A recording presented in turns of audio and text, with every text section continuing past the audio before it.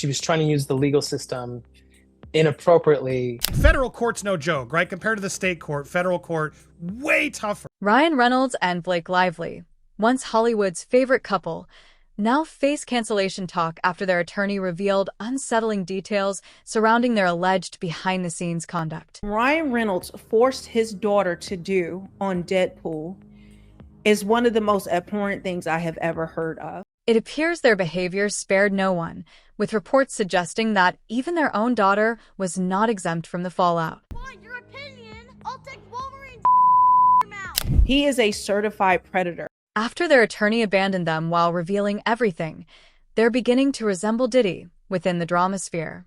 Believe me, the entire legal community erupted into chaos when reports surfaced about the sudden resignation of Blake Lively's own counsel yesterday, publicly shocking many observers worldwide. Lively might have just done herself in this battle with Justin Baldoni, although she didn't do it intentionally. It was something she said long before she ever worked with Justin Baldoni. Right, but there's something she said that has now been resurfaced, and it is right on the nose as far as what the issues are in her battle with Justin.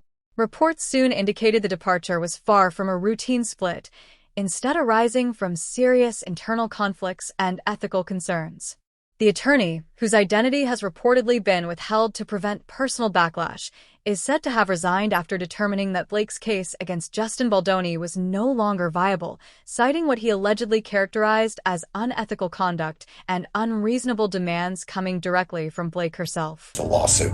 It's going to be the kind of lawsuit that is full of evidence, admissions, documents, which prove exactly what she did and how she bullied her way through the process.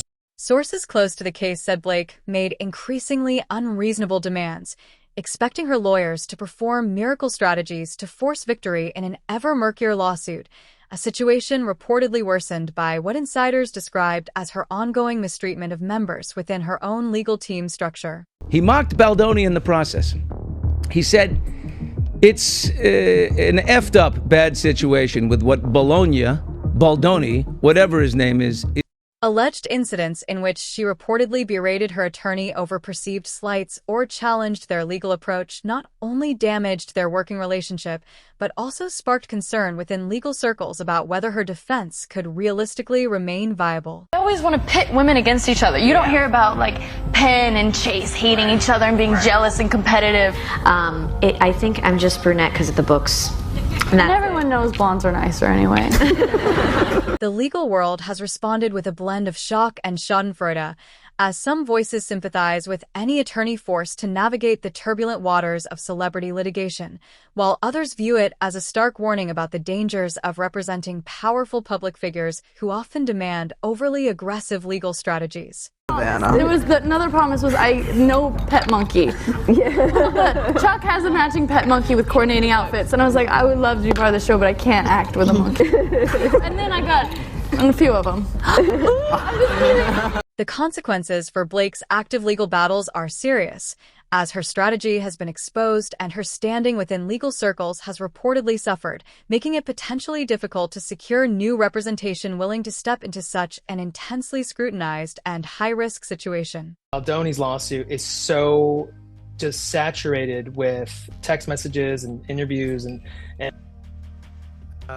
he has a good, what I believe is a good faith basis, and this was not done in bad faith. Shifting away from the courtroom chaos to her off-screen relationships, Blake Lively's image in Hollywood has long carried controversy, as even before this legal turmoil, she was widely seen as charismatic yet undeniably polarizing within industry circles. Basically saying, well, them suing me is retaliatory because I made a sexual harassment. I mean, it's kind of absurd, implying that no one can defend themselves. The problem for her is that, you know, we're all going to speculate how the New York Times got a copy of the Civil Rights Department complaint that, as you know, we talked about should never have been come out in the first place. That was weird. One striking example came from a former assistant who recalled several instances in which Blake's remarks crossed into insensitivity, often targeting the assistant's personal background and private life. And you're invoking this law, but I don't see any malice in the counters in Baldoni's suit because there is a lot of evidence that maybe this isn't with maliciousness. So the judge, to see that a reasonable jury can find one way or the other, and if there's a tipping balance of fact, I'm not going to kick it away here. So it's a very high burden, and it should be, really. But like you said, this is really designed for when people are called out, like, give me the basis for your lawsuit. These episodes of questionable conduct have reportedly affected her professional connections and career opportunities, with multiple directors and co-stars rumored to steer clear of collaborating with her on new projects, concerned about possible on-set conflicts and damaging media attention. This is all very strange that the New York Times got this article, and there's text messages that are incomplete from your complaint. Maybe this isn't malicious. Maybe your statements were not in good faith, and that's what she has to do in her motion.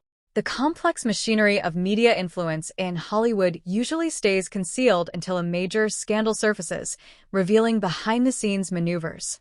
One example involves Blake Lively, who is alleged to have worked with powerful media outlets, including the New York Times, to shape public perception in her favor amid ongoing legal disputes. Especially in New York, and a lot of contracts that are entered here in Hollywood have a New York venue provision. These judges are very well versed in the things that keep coming up, and these defamation claims do keep coming up. And then, for example, in March 2020, the New York Times ran an article shortly after Blake filed her lawsuit against Baldoni, notable for its unusually precise timing and level of detail given how soon it followed the submission of legal documents. He's going to be very, very competent in this, and he's going to apply the law, which requires a showing of malice, which I don't think she's going to be able to undo once Baldoni's opposition shows all the things. The piece cast Baldoni unfavorably, implying not mere journalistic coincidence, but a calculated move potentially orchestrated by Blake's PR team. Shifting focus from media tactics to personal behavior, Ryan Reynolds came under public scrutiny, not through legal filings, but over his parenting choices during the production of Deadpool. Ryan Reynolds forced his daughter to do on Deadpool is one of the most abhorrent things I have ever heard of. Allegations emerged claiming that Reynolds permitted, and on occasion even encouraged, his young daughter's participation in scenes containing material widely considered inappropriate for her age. We love it too much to have ever taken it out, this Eric Carmen song. This reportedly involved her delivering explicit lines intended as humor within the film's context, yet widely regarded as irresponsible and inappropriate given her status as a minor. He is a certified predator. The public and media reacted quickly, with widespread disapproval directed not only at Reynolds' choices, but also at the broader implications of exposing such content to a mainstream audience involving a minor. Because it's opinion to say somebody is a predator, well, then that is my opinion. Social media erupted with criticism, while parenting blogs and forums debated whether it was appropriate to expose children to adult themes, even under the pretense of acting. Guiltily, that is my daughter, Inez. I'm so sorry we have to admit that. And I am Father of the Year over here for allowing her to say such lies. This episode spotlighted concerns not only about Reynolds' parenting choices, but also about the kinds of roles and scenes that Hollywood considers acceptable for child actors. A predator, a bully, a narcissist, a psychopath, and everything else that you can think of, because it is that gross. Furthermore, Disney and Marvel's backing of Deadpool, despite its controversial material, drew significant attention.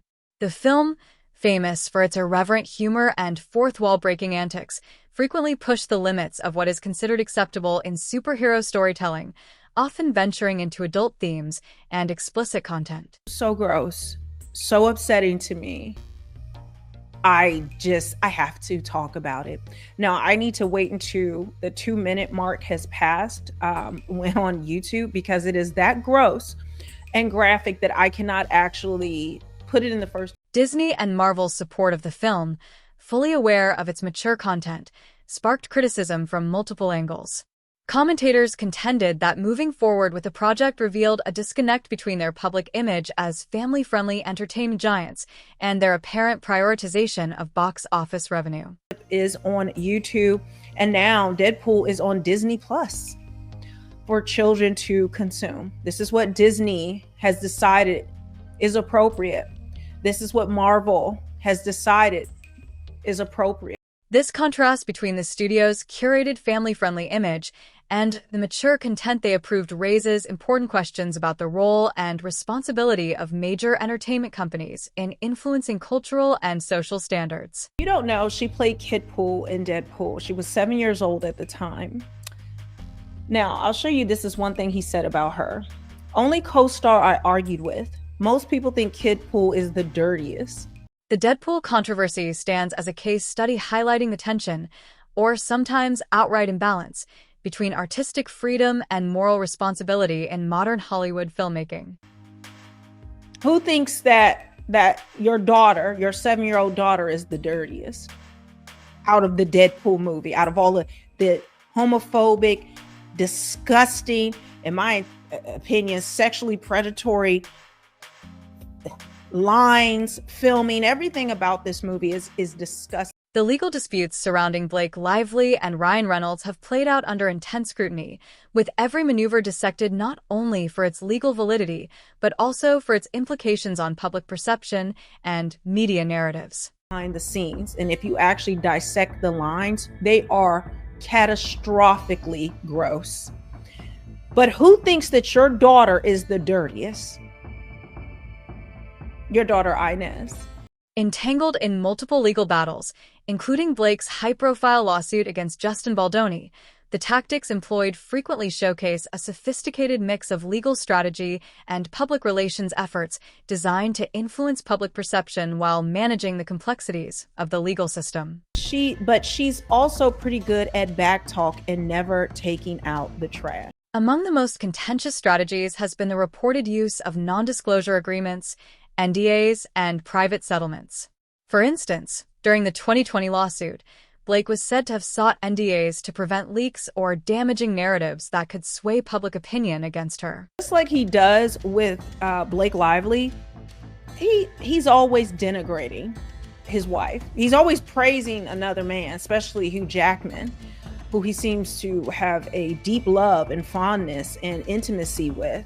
This strategy frequently sparks ethical debates regarding transparency and the degree to which public figures should have the power to shape or suppress the narrative surrounding their legal conflicts. How he completely tries to embarrass and humiliate Blake Lively over and over again publicly while he praises other people.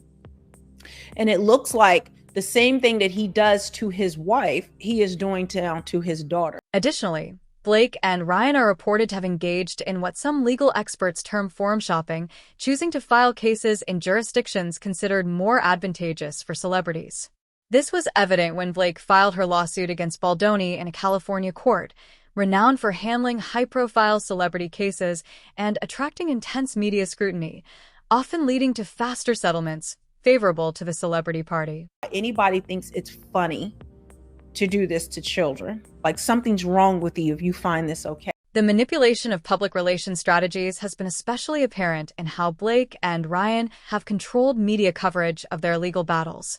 For example, they reportedly time personal statements and interviews to align strategically with court appearances or the filing of legal documents. Not hold them accountable for anything, and they actually find it funny. It's laughable to do this to a little 7-year-old girl, your own 7-year-old girl. In 2019, Ryan conducted a deliberately timed interview about parental responsibilities that coincided with a hearing addressing allegations of inappropriate behavior involving their children on the Deadpool set. This move was widely interpreted as an effort to counteract negative media coverage and project a favorable image of themselves as conscientious parents. That she really didn't want to say, and then came back later and said, I want to say it now, when I started looking at other people to play Yeah, it. but Ryan, to our discredit, we made Nezzy do, I'm not shitting you, 70 to 500 versions of that line. These legal and PR maneuvers carry wider implications, particularly regarding their children and public perception of the couple. Involving their children in media narratives or legal strategies can have enduring psychological effects, especially when the children are conscious of the intense legal battles and media scrutiny enveloping their family. The public controversy over Reynolds' parenting during the Deadpool shoot serves as a striking example. Allegations that he exposed his daughter to inappropriate content for humor drew widespread criticism, with many questioning the potential long-term impact on her comprehension of consent and personal boundaries. All of Hollywood is going to be deposed, and they are terrified of what is going to be come out, what is going to be found out.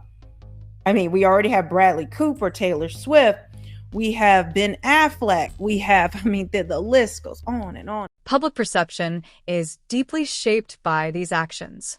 The couple's skill in controlling media narratives can create a split in opinion, where devoted fans continue to support them, interpreting their legal tactics as essential measures to guard against an intrusive and often relentless media environment.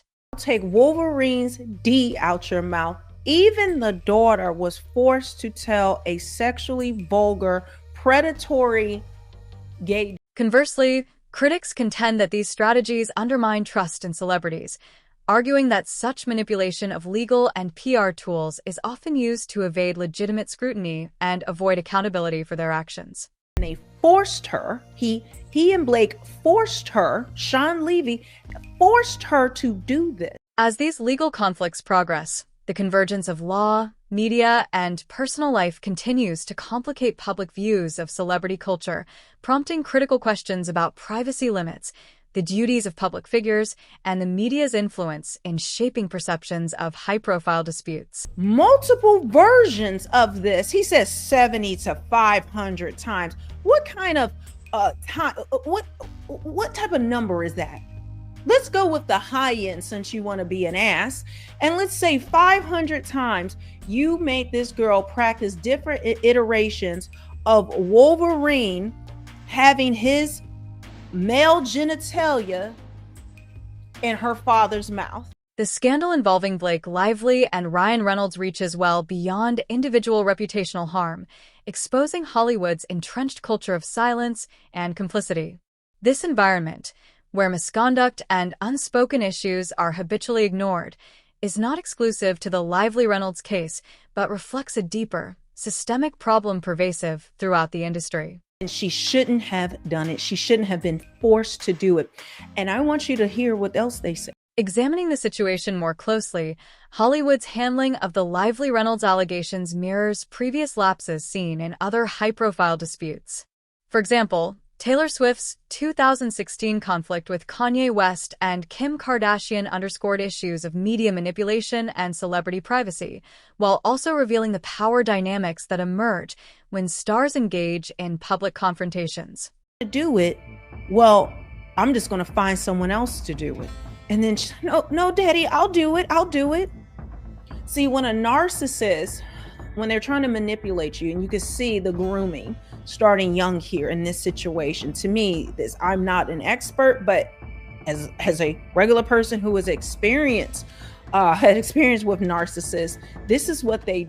Likewise, in 2011, when harassment allegations surfaced against Bradley Cooper from a co-star on the Hangover set, the industry's response showed a marked absence of support for the accuser, highlighting a troubling pattern of valuing celebrity status above accountability and justice. I'm going to find somebody else. But was it just, I'm going to find somebody else to do it? Okay, sweetie, I understand. It's egregious just to even want this to be done. But okay, sweetie, I understand. Do you really think that was Ryan Reynolds? These cases highlight a recurring pattern in which Hollywood's power structures frequently shield its most lucrative stars, leaving lesser-known artists and crew members exposed and vulnerable. The Lively Reynolds controversy has renewed demands for systemic reform, with advocates and critics calling for clearer reporting mechanisms for misconduct, stronger protections for whistleblowers, and a move away from outdated power dynamics that have long allowed such problems to continue. He and Blake Lively went to destroy Justin Baldoni, how even now they're filing these ridiculous motions to dismiss, claiming victimhood, pretending like they didn't do anything wrong, still lying on Justin Baldoni. Amid these debates, independent media and content creators have played a vital role in holding powerful figures accountable. Smaller outlets and freelance journalists increasingly serve as primary sources of unfiltered, unbiased reporting. For instance, when the initial allegations regarding Reynolds' conduct on the Deadpool set emerged, It was an independent blogger who first uncovered the story, providing evidence that mainstream media initially missed. All just trying to throw these cases out. Could this actually do damage to their case, or the judge is like, dude, you know this is not going to get dismissed. Why are you wasting the court's time, or is this all standard? Moreover, the emergence of social media has transformed celebrity reporting, enabling platforms like Twitter, YouTube, and Instagram to let creators share information directly with the public, circumventing traditional media gatekeepers.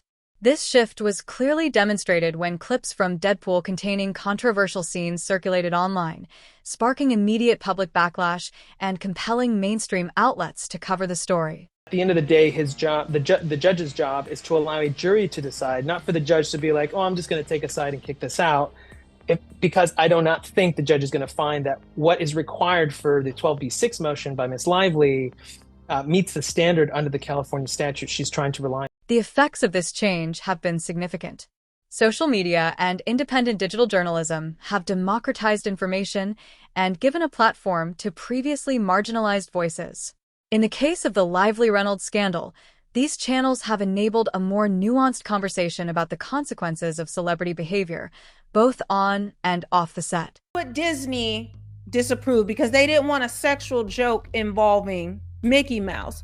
But they were okay with a 7-year-old little girl, an innocent child, being forced labor. These trends point to a potential turning point in the coverage and discussion of Hollywood scandals.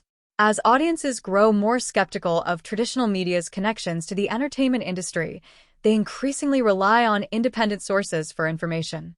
This shift toward transparency and accountability could mark a new era in celebrity journalism, where the truth is far less easily controlled or suppressed by those in power. Wolverine, not a joke, a disgusting line about Wolverine having his cock, because that's what they say. It's just disgusting, the language. His D in her daddy's mouth.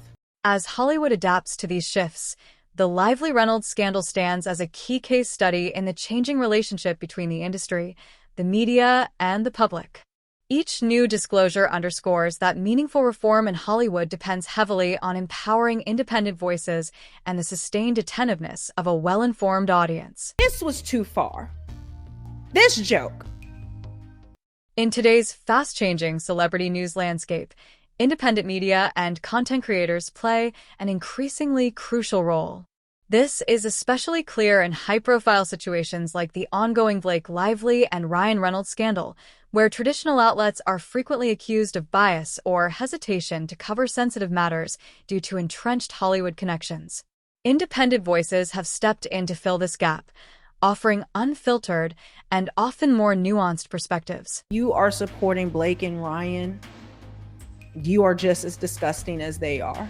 And the fact that people continue to try to attack content creators, unearthing this, the people where you're supposed to be journalists, but you're not digging into this information. These platforms, spanning from individual vloggers to smaller digital news organizations, have leveraged their independence from corporate pressures to cover stories that mainstream media might overlook or underreport. Once the he and Blake Lively went to destroy Justinbaldoni, how even now they're filing these ridiculous motions to dismiss, claiming victimhood, pretending like they didn't do anything wrong. For example, in the early stages of the Reynolds-Lively scandal, independent bloggers and YouTubers were the first to point out inconsistencies between the couple's public statements and leaked legal documents.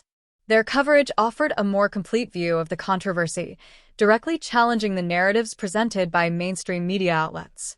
Stop at nothing to get their way, and whatever manipulation or bullying tactics they have to do, they're going to do. The rise of new media is reshaping traditional journalism in several significant ways. Platforms such as Twitter, YouTube, and independent podcasts have democratized the flow of information, enabling real-time updates and conversations about ongoing celebrity legal disputes. That to their own daughter, silent treatment, gaslighting, doing the golden child thing where one child, okay, I'm pushing off attention from that one child and putting it on another. These platforms provide a direct connection to the public, bypassing the editorial filters typical of mainstream outlets. A striking example occurred when a YouTube channel focused on celebrity legal analysis broke down court filings from the Lively Reynolds case, exposing legal complexities that had received little attention in traditional media coverage. Manipulation and gaslighting happened behind the scenes to force this little girl to do this. And then on top of that, 500 different times practicing and doing different iterations of this sexually graphic and vulgar joke line. It wasn't a joke. There's nothing funny about this. This approach not only enhanced public understanding, but also pressured mainstream media to catch up with the detailed insights offered by new media.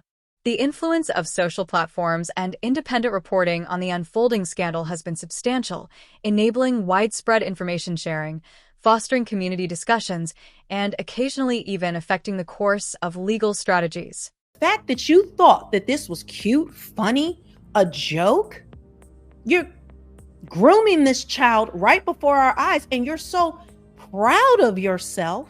For example, a viral Twitter thread compiling known incidents and evidence related to the case drew massive public attention, prompting renewed scrutiny and compelling traditional media outlets to investigate the story more thoroughly. Looking forward, the future legal and professional trajectories of Blake Lively and Ryan Reynolds remain uncertain. I cannot wait for depositions and discovery and to see the notes and see what actually happened. And he has the nerve to call Justinbaldoni a predator. As the couple deals with the repercussions of their ongoing legal battles, speculation continues about the long-term impact on their careers. Industry insiders indicate they may struggle to land roles in major projects, especially those demanding a wholesome or controversy-free image. Consequently, they might turn to independent films or behind-the-scenes production roles, where public scrutiny is less severe. Give a damn what they did to Justinbaldoni. Do you care about this? You know, the Woody Allen apologist Blake Lively, the one who faked being Cherokee, the couple that got married on a plantation with slave cabins. Furthermore, the personal lives of Lively and Reynolds are expected to feel the effects of this scandal for years. Intense media and public scrutiny can place pressure on their family relationships, as well as their connections with peers and collaborators in the industry. As they seek to restore their reputations, both may emerge as stronger advocates for privacy rights and systemic reform in how Hollywood addresses personal crises and scandals. With Ryan calling Black people monkeys, Blake admitting she's done blackface, lying about insane things that we have seen. The unfolding events highlight an urgent need for transparency and accountability in celebrity culture. As the public grows more conscious of Hollywood's power dynamics and murky ethical practices, there is increasing pressure for both celebrities and the industry to maintain higher standards of conduct. This scandal, like many before it, acts as a catalyst for discussion and potential change in how public figures are perceived and held responsible.